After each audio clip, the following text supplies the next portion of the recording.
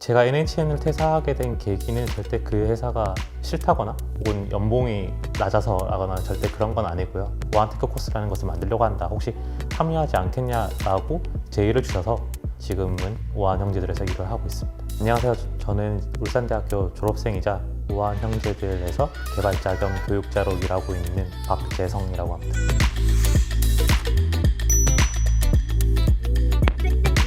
우한 형제들은 좋은 음식을 먹고 싶은 곳에서 라는 비전 아래에서 푸드테크의 혁신을 이끌고 있는 기업이라고 간단하게 소개할 수 있을 것 같고요. 저의 경우는 지금 우한 형제들에서 우한 테크 코스라는 예비 개발자들을 양성하는 학교에서 학생들을 가르치는 일을 하고 있습니다.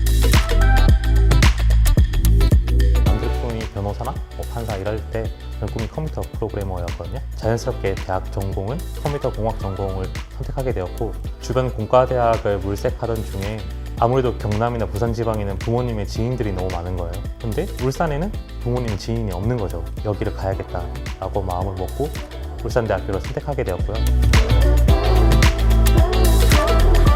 저는 이제 4학년 여름방학 때 취업을 하였는데요. 그 당시에 저는 예비 창업자로서 창업에 대한 꿈이 되게 크던 시기였어요. 어느 날 NHN에서 저희 학과에 캠퍼스 리크루팅을 오게 된 거예요. 근데 이제 학과나 교수님께서 한번 지원을 해보는 게 어떠냐 제의를 해주셨고, 4년 동안 배웠던 것들을 점검한다는 의미로 한번 지원을 해보면 좋겠다라는 생각으로 지원을 하게 되었고요. 당시 또 그 학생 창업으로서의 또 한계를 약간 느끼고 있던 시기였거든요. 창업을 계속 할까 고민하는 시기였는데, 큰 기업에 가서 그들의 시스템을 배우고 그 뒤에 다시 창업을 해도 늦지 않겠다라는 생각으로 지원을 하게 되었습니다. 그 당시 전형이 필기, 실기 면접으로 이루어져 있었는데요. 이제 필기, 실기 같은 경우는 탑시시라는 시험이 있어요. 일종의 IT계의 토익 시험이라고 볼 수 있는데, 정보 처리 기사와 조금 비슷한 시험인데, 그 시험과 관련된 책을 보면서 요약 정리되어 있는 책이니까 그 책을 보다가 모르는 개념이 나오면 다시 전공책을 펼쳐보는 방식으로 필기와 실기를 준비를 하였고요. 그다음에 면접을 준비함에 있어서는 회사 홈페이지에 들어가서 NHN이 뭐의 약자인지부터 시작해서 그 회사가 어떤 서비스를 하고 있는지, 그리고 그 서비스의 향후 전망이 어떤지 등을 분석하며 면접을 그렇게 준비했던 것 같아요. 제가 NHN을 퇴사하게 된 계기는 절대 그 회사가 싫다거나 혹은 연봉이 낮아서라거나 절대 그런 건 아니고요. 개발자 외적으로도 프로그래밍 교육을 외부에서 하고 있었어요. 마침 우한 형제들에서 개발자 양성 학교를 개발자 전문 학교로 만든다는 이야기를 들었고, 그리고 그 개발자 전문 학교를 만드신 분이 저에게 이제 직접 오셔서 우한테크 코스라는 것을 만들려고 한다. 혹시 합류하지 않겠냐라고 제의를 주셔서 또 심사숙고한 끝에 합류하기로 결정을 하였고, 지금은 우한 형제들에서 일을 하고 있습니다. IT 업계는 스터디 활동이라든가 커뮤니티 활동을 많이 하는데, 같은 커뮤니티에 소속된 사이였어요. 저의 성향이 어떤지, 그리고 제가 개발 외에 교육도 병행한다는 사실을 또 알고 있으셨고요. 그래서 그런 점 때문에 저에게 직접 제의를 해주셨던 것 같아요. 일단 우한 형제들의 장점은 주 35시간 근무이고요. 월요일은 1시에 출근해서 6시 퇴근, 그리고 화수목금은 9시 반에 출근해서 6시 퇴근. 코로나19가 유행하고 있는데 지금 재택근무를 10개월째 하고 있어요.